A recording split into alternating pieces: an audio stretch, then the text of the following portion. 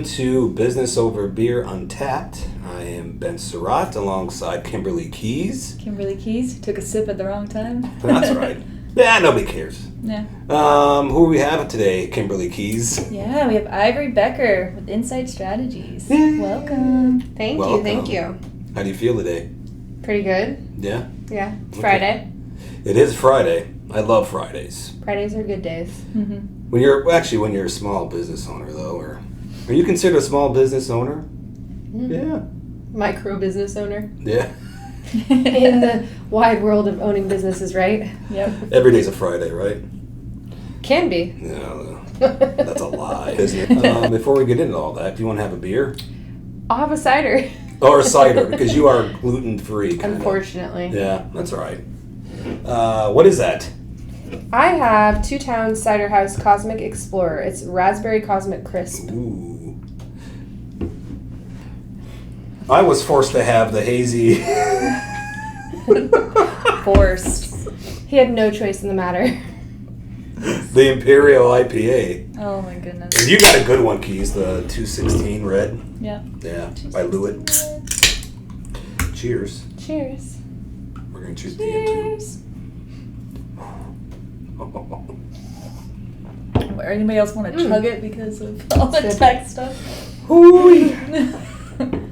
I'm gripping. Which camera are we looking at, by the way? It doesn't matter. Are you from here originally? Are you from Vancouver? No. I'm actually from Iowa. Oh, that's right. Mm-hmm. I knew that.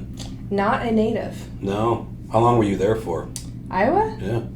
My whole life, pretty much. When did you move here then? I think this would be 8 years ago. No way. Yeah. I didn't know that. Yeah, I moved here so don't laugh at me if I got my math wrong, but I think I moved here in end of 2016, I want to say December 2016. Maybe that's wrong. Maybe it was December 20, I don't know.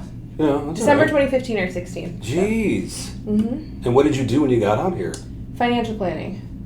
Oh, I see. Mm-hmm. Did you have like your Series 6 and all that? 65. I was just investment advisor. Oh, okay. Cool. That's awesome. Mm-hmm. Wow. Did you know that? Yeah, I did. Oh. I think I did too. We hang out. Yeah, I think probably I did at some point. because I'm from Wisconsin and all that. Mhm. All right, I get it. Mm-hmm. Yeah, because we did talk about Yeah, that. a lot of corn in Iowa. Mm-hmm. Yes, there is. Do you miss the corn? Actually, I was just playing in the corn. I'll show you pictures. Yeah. Actually, they're on Instagram. They're pretty cute. Yeah. So we went back to Iowa 2 weeks ago ish. Oh, Yeah, my sister had her wedding and it was surrounded by a cornfield. It was very Iowa. that's cool. Oh, So. yeah. Well, Pictures were beautiful, though. can't get away from Yeah. it. So what did you think when you first moved here? Like, was it planned? No. I got recruited out here and I was already planning on moving. I was looking at moving to the West Coast and I got 2 job offers, one in San Diego and then one here in Vancouver. And Vancouver, I was going to get a better pay option. Okay. Both places are quite a bit more expensive to live than Iowa, Yeah. and I needed to go where Oh, I get I could that. afford it. Yeah. Yeah, you chose wisely. San Diego was beautiful, but man, oh man. Mm-hmm. Mm-hmm. Rough. Yeah. So you moved here to Vancouver. Mm-hmm. You were doing that, and then what made you kind of branch off and get into the credit repair? Oh, let's talk about Incite Strategies Sure. first, okay? Sure. So what is that? What do you do? Sure. So at Incite Strategies, our focus is helping people, one, understand credit, improve their credit scores, and maintain a strong credit score. Mm-hmm. We also offer credit training, credit education to professionals like bankers, mortgage loan officers, really anyone that is doing lending for consumers, whether they're business owners or, someone looking for a mortgage, for example. Yeah, heck yeah. I mean, that's how we met, because I was doing Mm-hmm. mortgages at the time. And you were like, you really piqued my interest because it's something that nobody has ever done, really, taking the time to not just educate the consumer, but the lender and the banker. That doesn't happen. That's very rare. No, I think it's very forgotten. You become a banker, you become a lender, whether you're a business banker, it doesn't really matter. Insert type of banker here, or a mortgage loan officer. All of a sudden, you have a consumer looking at you like you should be the expert. You should have the answers to every question that's credit related, because one of the foundations of an approval is, of course, credit. But there is almost no training on credit. It's very rare that I've come across any institution that provides training to a professional. And if there is training, it's typically not in how credit works. It's usually going to be around what underwriting's looking for. Right. That's a good point. So what makes you a little bit different then? What makes Incite different than like a credit repair or whatever? There's a couple of things that make us different. Number one is going to be, we don't focus on just a dispute process. We don't focus on just removing negative information from a credit report. The other aspect of what we do is what we call credit rebuilding. So it's looking at, okay, outside of the negative accounts on the credit report, how do we optimize the good accounts, get more points out of what you already have working for you, and then on top of that, where are you not influencing that credit score algorithm? How do we fill in those gaps so you can see an increase in points there as well? And then if we look even further, we do also have a litigation-backed process. So this means we work directly with attorneys. We are considered paralegals, so after a consumer gets the financing opportunity they want, or if they have enough time, if they have 1 to 2 years before actually trying to obtain financing, we may go down the litigation route if we're encountering legal violations, improper investigations, anything that makes sense, which allows us to get a lot more traction for the consumer. It prevents the bureaus, creditors, collection agencies from ignoring us when they shouldn't be. And it really makes things happen that wouldn't otherwise happen. Wow. I didn't know all that. Yeah. We just launched the litigation side of things this last year here in 2024. Oh, geez. How long did that take? So... Before you answer that, how long have you been in business? We've been in business just over 5 years, so 5 years, 3 or 4 months at this point.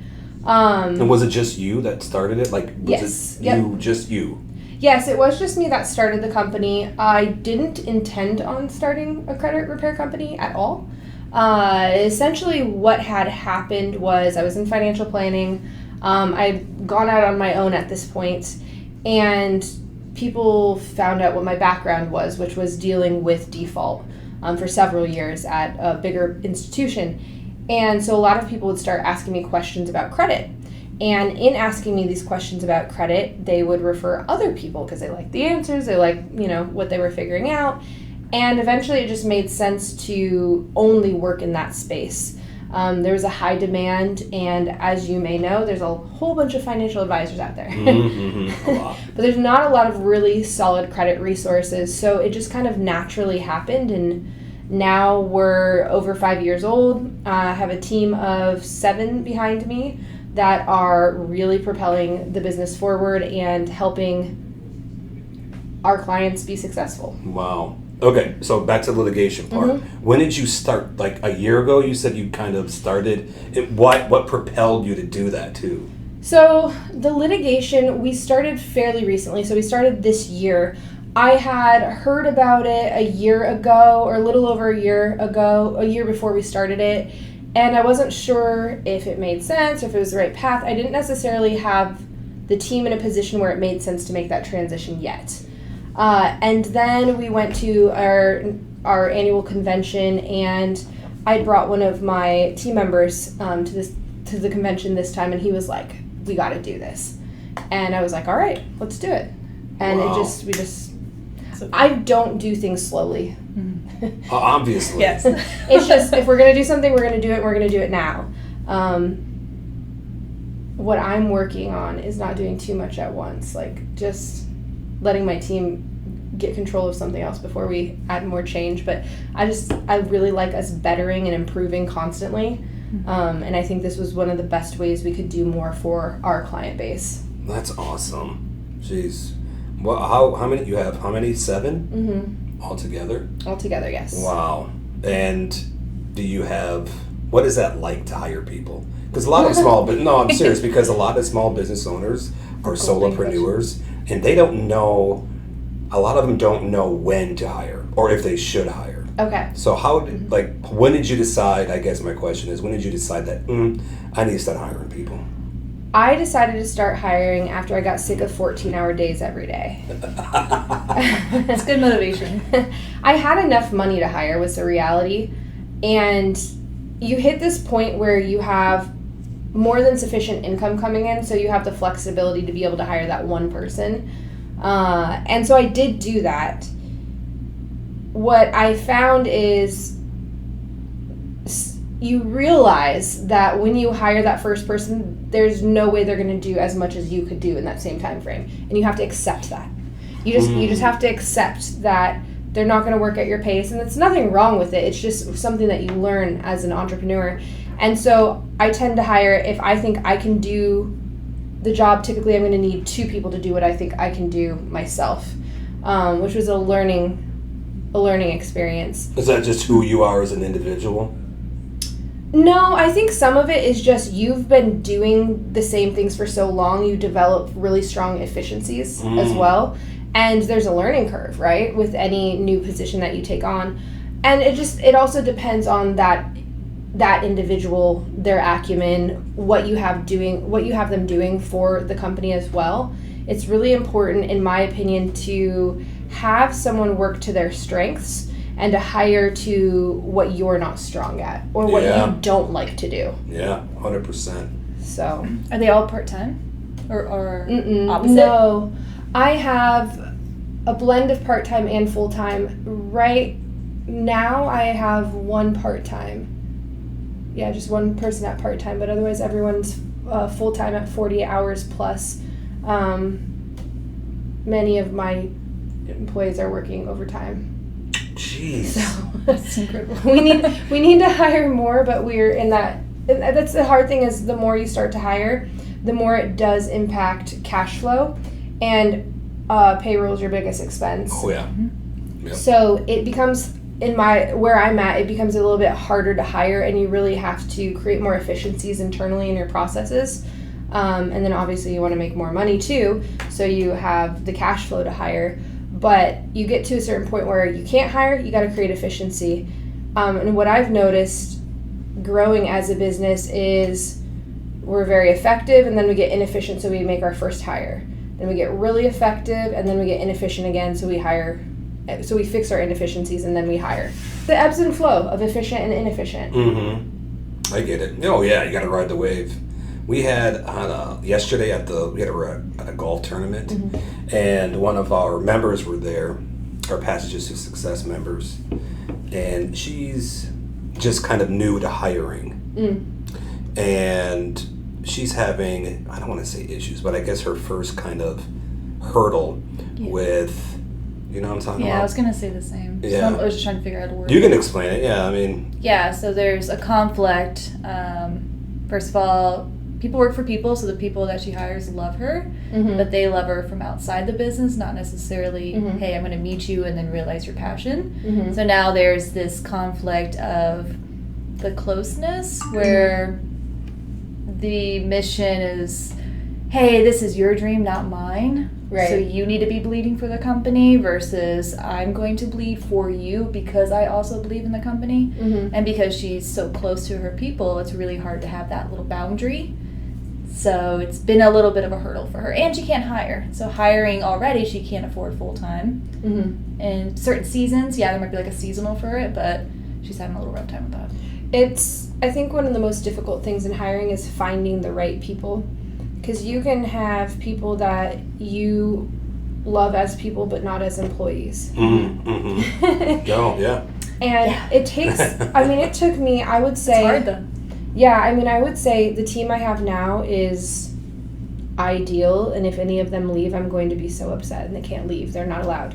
But I have a really, really wonderful team. But it took us a while to get here. And some of the transition into getting the team that I have now was figuring out what work they should be doing, but also figuring out, okay, what do they want to do? What are they passionate about? How can we bring their passions that they have naturally into the work that we do? And the company and the company's goals and missions, not for me and, I bleed for the company, but it needs to be fulfilling in some way for them too. Yeah. Yep. So. No, I'm glad you said that, because not a lot of business owners, when they start hiring, we can talk about something else after this, but I want to hit this point because it's important. When they start hiring, they think that either they're going to be really, really nice as a friend type thing, or they're going to be polar opposite, and it's like ruling with an iron fist. Yeah. And it doesn't work. And I'm glad you said that. One thing is, like, you got to find out what they're passionate about to help them propel and get better. And I think it's both. You have to rule with both. So we have the way we are together as a team. Some people from the outside looking in might be like, oh my God, why do you do things that way? Because we are extremely blunt. My team pushes me back hard on stuff that they don't like or they don't agree with, and I want them to do that.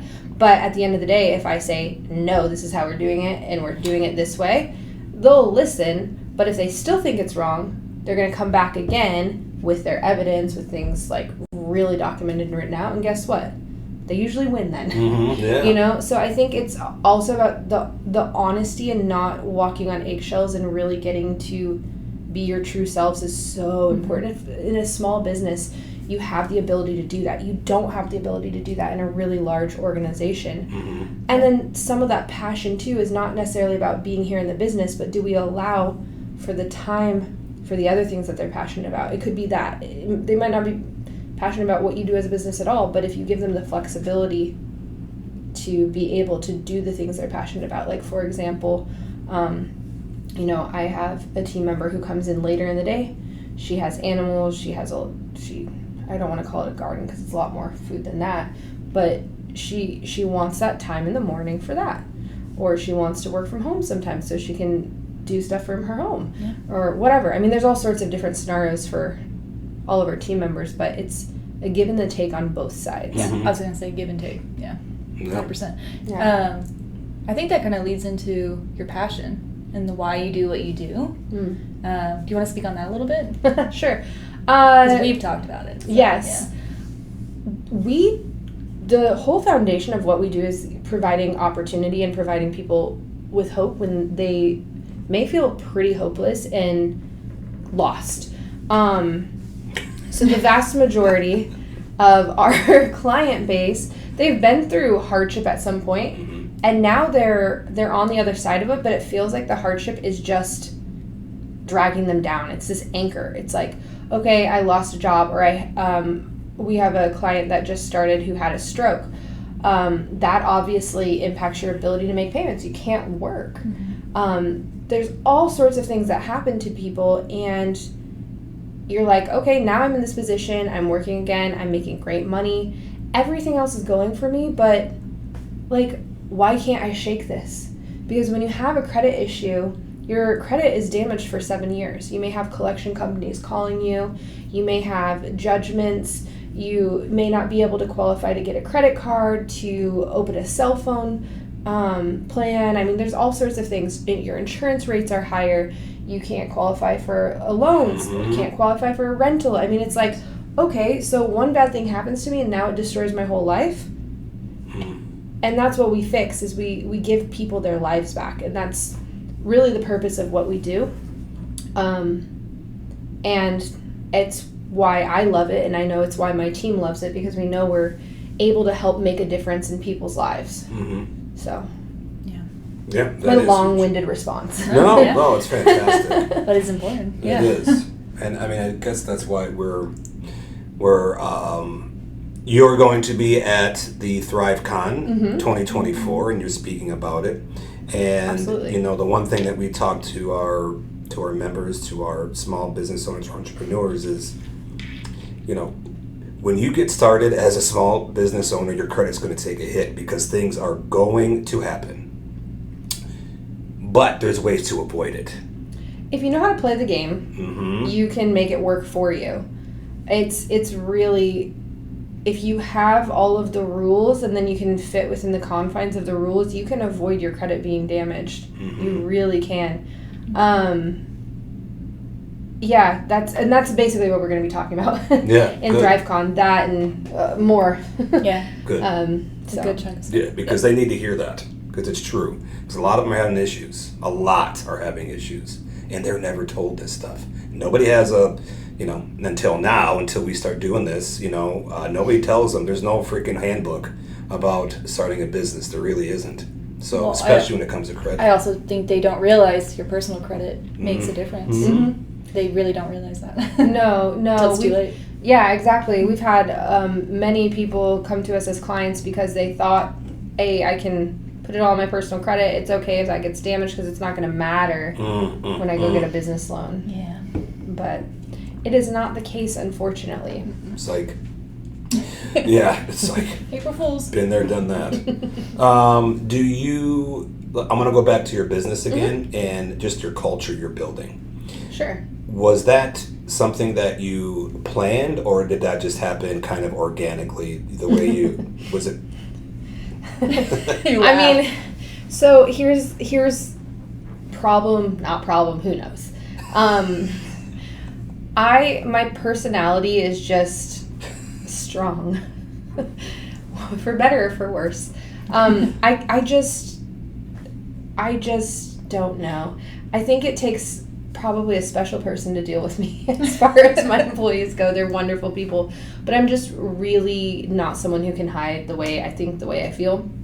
Not that I'm like going crazy or anything, but I just think it's really important to have communication and not hide anything. And I think often we view conflict as a negative, when conflict also drives change and can drive a lot of really positive things. And it's how we deal with that conflict that really matters.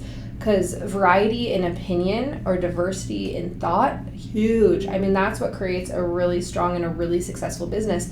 And part of how I wanted to structure the business is people who all have different strengths, all have different opinions and maybe ways they approach things, but all have the same common goal. Because if that's there, then everybody can challenge each other. And I think it's really important to have, it allows everyone to think outside of the box because their views are being challenged by other people's views. I think it's something that's very lost in society right now, is there should be difference in thought. Yes. Interesting. Even if we don't agree. Isn't that crazy? Oh, yeah. It used to be that way. It really was, but that's a whole different podcast. I love that. Look, you just seem to be a type of person who just wants to know, Kim and I are not that great at asking for favors and stuff. And you're like, yeah, what do you guys want? You're very just blunt and out with it. I don't know. I think for so long in life, I guess to be personal, for so long in life, I never said what I thought, never did what I wanted to do, and I just hit a point where I was like, no more of this. And now that's just the way I am. So, I don't know. Teach me your ways. I don't know. Just get beaten down. No, okay. That already happens. Oh, no. Corporate America, it does wonders on you. I want to know more about the impact you're having in the community, or why it's important to be such a presence in the community, which you are. You've really, if only been here for 8 years, I would have sworn it was longer than that. Oh, thank you. No, I'm serious, because you really, really has been involved. And why is that so important to you to be involved so much in the community? I think there's so much we can do to help people. And I guess that's why, I don't know, we've all experienced times in life where we just wish we had help. And it just feels really nice to be in a position now where we have the ability to do that, I guess. I don't know, I think that's just really, really important. Looking back at, my family, or, where I came from, where some of my family members came from, if people would have just gotten some of the resources we're able to offer, it just opens so many doors. And I just think that's extremely important. And if we can get ahead of credit damage, if we can educate people before something happens, we can help them navigate hardship more effectively, and they'll get help that they could have that they maybe didn't even know existed, or prevent credit damage from even happening in the first place, at least limiting it. There's just so many resources and tools that exist that people don't know about. Right. Yeah. Yeah. Well, you started doing workshops and stuff like at Fourth Lane Commons. Are you trying to get into the schools as well? Like, what's that progress? Yeah, we do workshops. we do workshops currently with Hillsborough Library, Vancouver Library. We've done some with Force Playing Forward. We've done some with some other nonprofit organizations as well, and then we just offer them monthly as well too. We do monthly for consumers and then monthly for professionals. We're hoping to continue expanding on that. The school systems haven't quite worked out yet. Perhaps someday we will be able to provide some education and some resources in the schools, ideally high school students or those in college before things happen to their credit. I mean, there's just no classes on it, and their parents can't teach them because their parents don't know about it either. Exactly. So yeah, it's crazy. Missed opportunity. Yeah, we do, and I will say we do have a credit education platform that exists as well. So that platform's out there. We have an AI credit tool as well that has the credit education platform built into it. It's a free tool. There is a cost for acquiring the credit report, but the tool itself is free. So we're trying to get as much out there in the community as possible so people have those resources. So that tool is called Credit Score Pro AI. It can be found online, but that is meant to give the credit education resources, help people with managing their credit utilizing AI, and then give them credit action plans. So it's a pretty cool resource, and we hope to continue to expand and work with more nonprofits or some of the grants and the programs that help people with down payment assistance and all those other things that are out there. That's fantastic. We're not there yet, but someday. Yeah. So if you're listening, well, you're right. We're ready to help. It'll be next week. We'll flash your information down there. Ivory's personal cell phone. No, not that. The AI thing, that's pretty cool. Like, I never would have thought that AI and credit would have been a sentence? Thing. Yeah, like that's so... Yeah, it's pretty cool. So I have a business partner, and together we put together this amazing platform. And like the AI is out of this world. I mean, she was working on developing it for like 12 years. But it's been around about a year. We started working on it before that. Essentially, it reads the credit report, analyzes the report, finds the errors that aren't compliant with the laws, creates the dispute for the consumer. They just have to download it and send it, or they can use our integrated mail resource, which will mail it for them to the bureaus, and then it reads the credit report and does that AI action plan where it's optimizing the good accounts and then helping them where they're not influencing that algorithm, giving them the tools that they need, different credit building tools, or telling them, you got to use this credit card, it's not active, it's stale, so it's not helping your score, whatever's needed. Yep. And then has that education in it too. So it's a little bit of everything. And then of course they have access to their credit report through the credit monitoring. We partnered with Smart Credit on that. Do you think that's going to change the way credit is monitored, the AI? Like, the way it's reported and all that? Great question. So I feel like you're just setting me up and you don't even know it. So yes, it is. So in 2025, end of 2025, I'm just going to say end. We're going to leave it really general like that because the timetable keeps changing.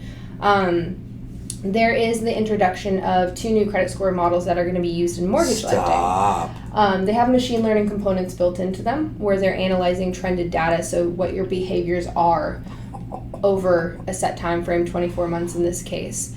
And it's going to be adjusting the way your credit score is calculated and looked at based on your behavior? A vast amount more of data points, yes, based on your behavior. So it's going to be a more accurate depiction of creditworthiness. comparison is going to be a good comparison or a good example is someone who is slowly paying down their credit card debt right now. There's not really a reward for that in our current model. In the new model, you are rewarded for that. It can see that you're working on paying it down, so your score would be higher on this new model versus the current model. Where if you're slowly increasing your balances, your score is actually going to be worse on this new model than the current model, for example. Whoa. So that's going to change a lot. It is. It is. We will be doing a whole bunch of different webinars, events. We're going to be talking about it at ThriveCon too. Thank goodness. So, yeah. That is awesome. Yeah. We have to talk about it. We have to. Whoa. Yes. Yeah. That's crazy. Speaking of ThriveCon, why did you agree to do ThriveCon with us? Why not? Yes. I thought it sounded wonderful. It sounded like a very... What, you like that answer? I mean, it's You just left it exciting. like that. It's exciting. I think it's such a cool event. One, I'm not only excited to be presenting in ThriveCon, but also to be participating. As a business owner myself, I mean, I literally had a conversation with my bookkeeper yesterday, and I was just laughing because I was like, I just feel like a 5-year-old trying to understand what you and my CPA are talking about, because we have some new entity structures we put in place, and it's just so over my head. So it's just, there's things you're good at and there's things you're just not good at. Yeah. So ThriveCon will allow to figure out so many different resources for the things that, one, I don't have time to handle. I don't want to understand in depth. I just want to know enough so I can be dangerous and hire the right people to help me with it. That's it. No, but you're creating a team. I love it. Yeah, you're creating your own team So, to yeah. help you, and you're helping them, and vice versa. Yeah, and I think the further the more we grow as a business, the more you end up having to hire out things. Yeah. Just because you don't have time to handle it, and your time is best spent making money. So like if I think about, okay, how much per hour can I generate for the business? If I can pay less than that to somebody else to do the work for me or equivalent, then I'm not going to spend the time doing it myself. It makes way more sense to pay somebody else because I should be generating profit. Yep. And So- like when you get to that point, that's a great realization because you're worth more doing things to grow your business than doing the things that are in your business sometimes. 100%. The more I can get out of working in my business, the more I can work on my business, the more my business can grow. Boom. And we're in a phase where, because like we've started the litigation, I am in the business doing that part right now because I need to understand the intricacies of how that process works, developing all the SOPs, like all of that. So I'm going to be in the business for that, but temporarily, and then I'm stepping back out, right? Yeah. So I just think it's interesting. You figure it out as you go. There's no Oh, yeah, proper I mean, you playbook, do. right? Yeah, no, there really isn't. Yeah. You're really big into social media. Am I? I think so. It's an illusion. I am not big into social media. Kim, she is. Yeah. She No, is. it's a Killing lie. It's It's a lie.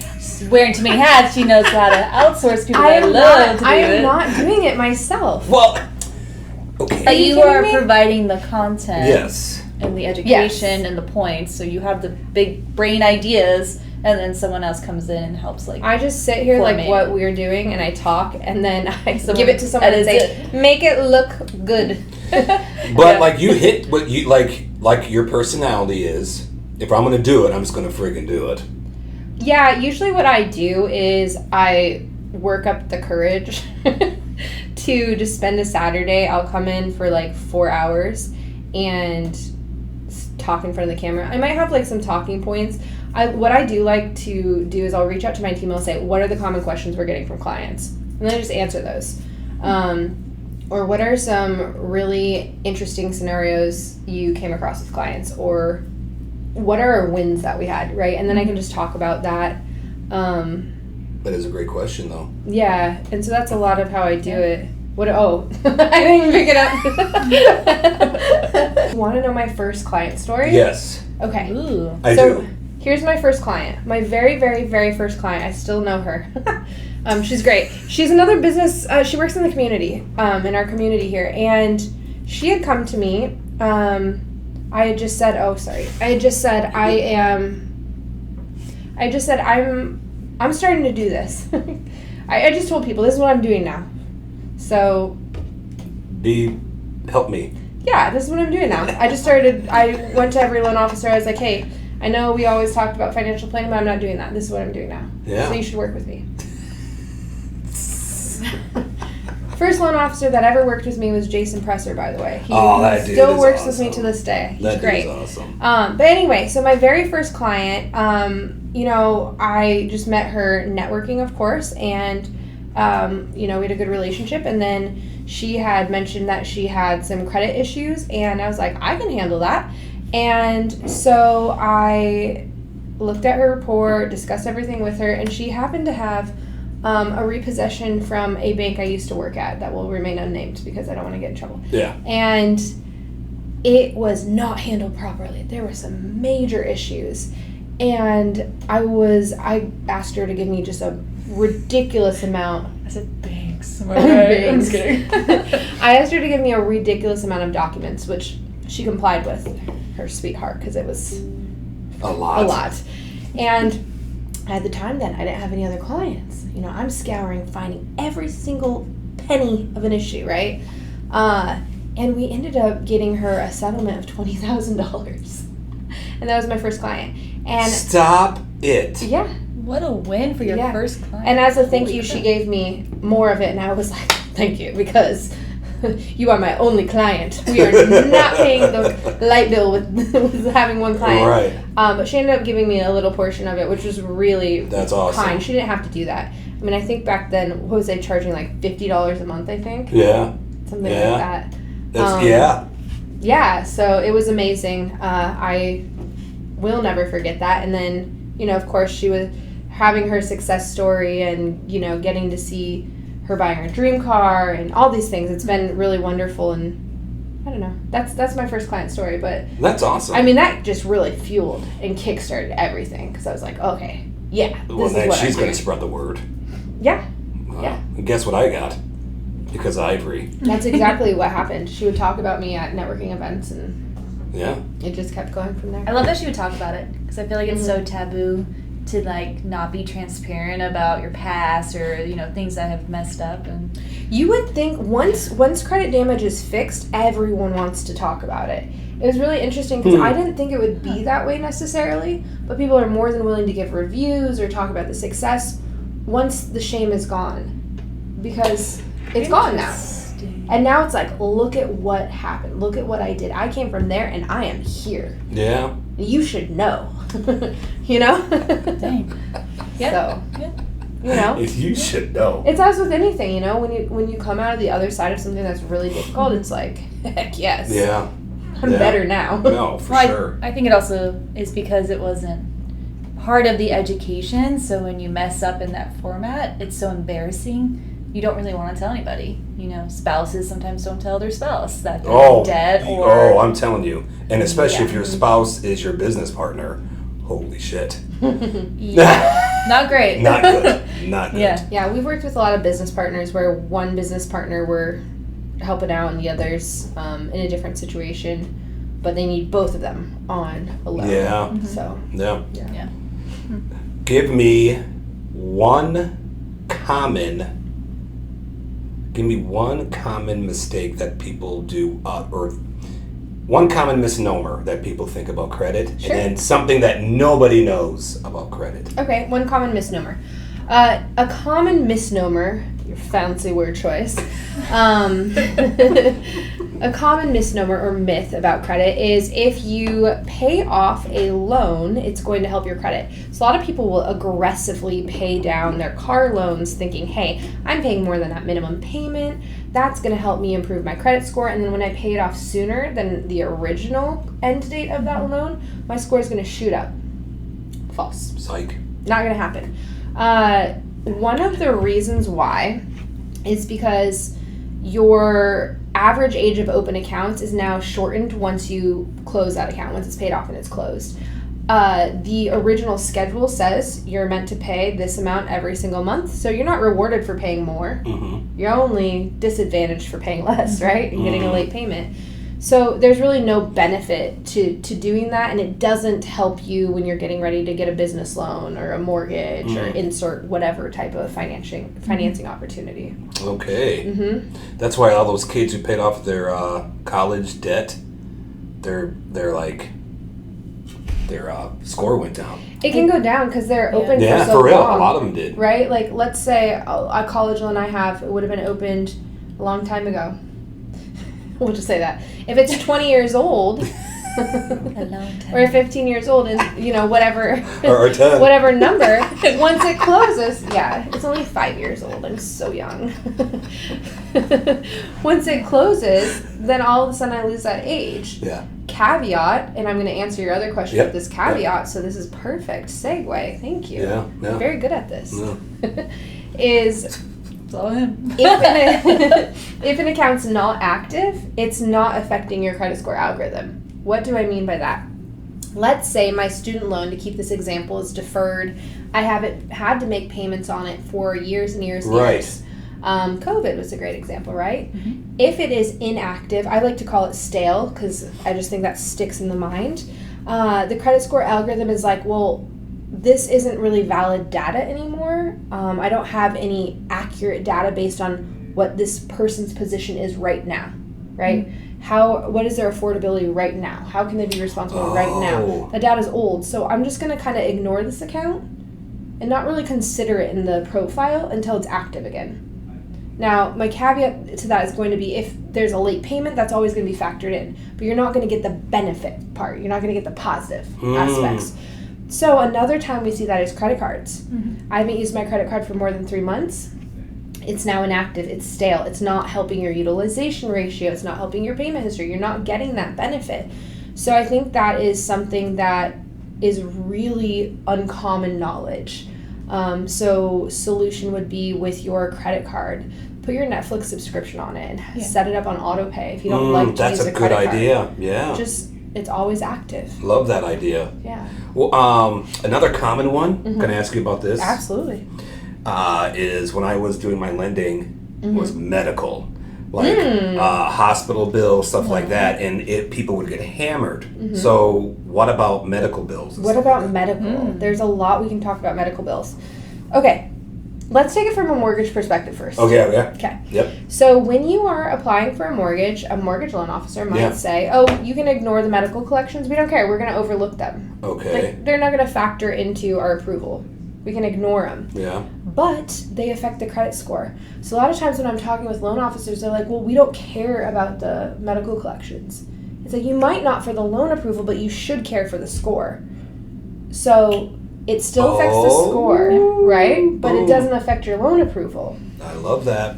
And medical collections, in general, they're treated like any other collection. They're considered a severe derogatory item in most credit score models. A paid medical collection with law changes that occurred, I want to say in 2022, time keeps passing, so let's say 2022. You can fact check me.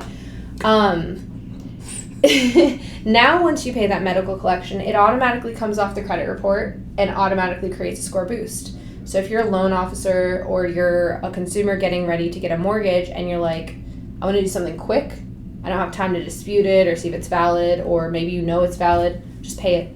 It's going to come off your credit report. Your score is going to go up. You can settle. I always recommend settling for less. It's already a collection. And yeah, that's pretty much it. There was some other law changes we could talk about too, but I think those are the most important things. Yeah, agreed.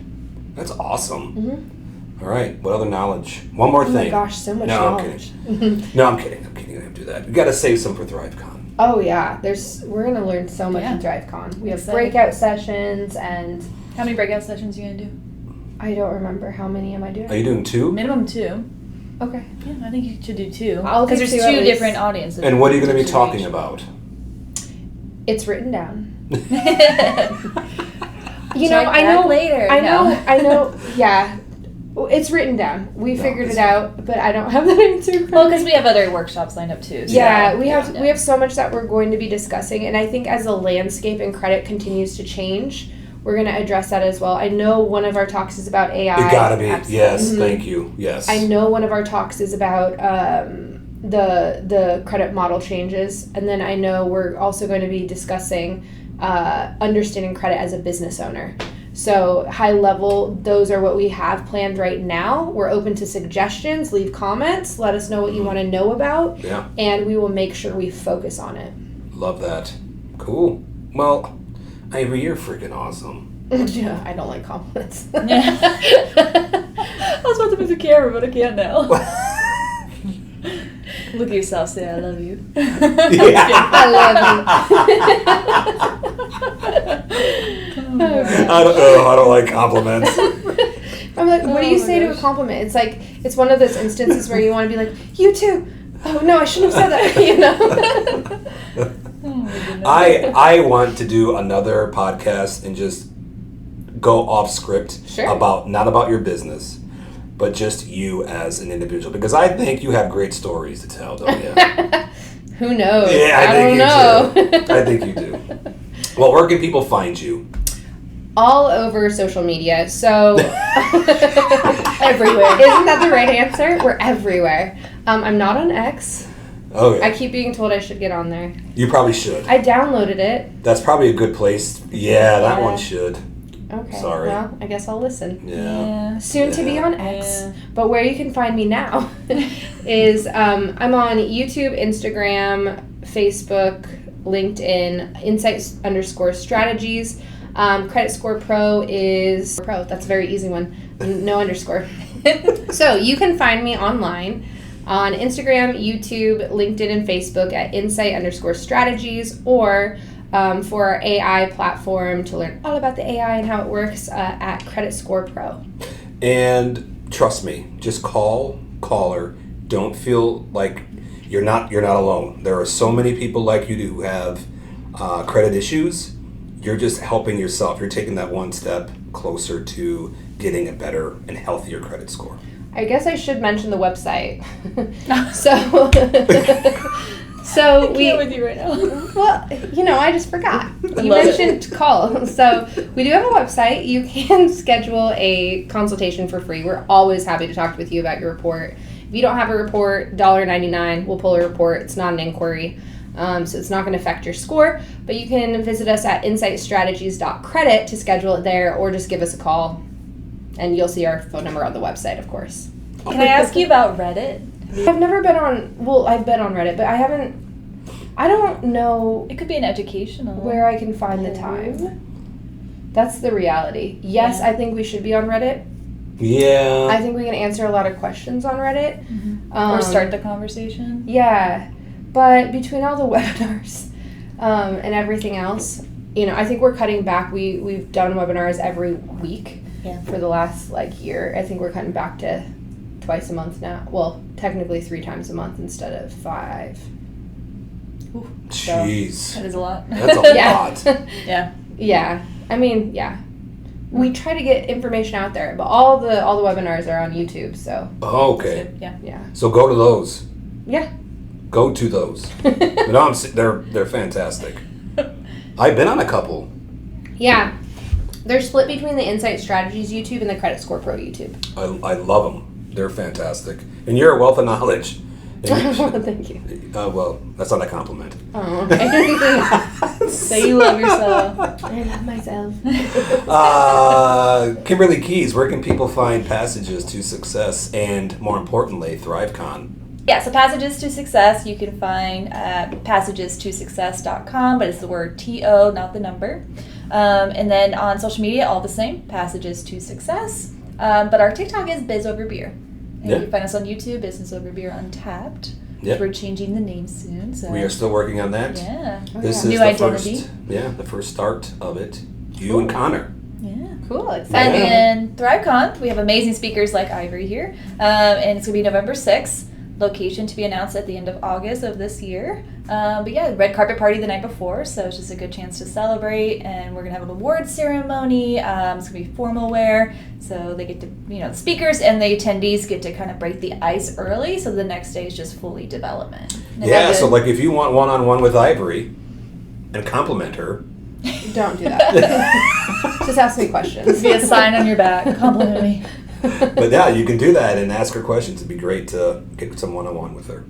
Cool. All right. Well, thank you again. Absolutely. And It was fun. this is awesome. We were really close, but not. It doesn't look like we're not that close, but we kind of are. We're like literally sitting but it on doesn't each look like other's we laps. Anyways, thank you.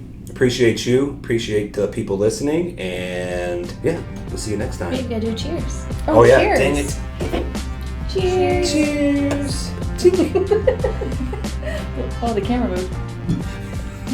I like our really high pitched cheers that we all did. Yeah.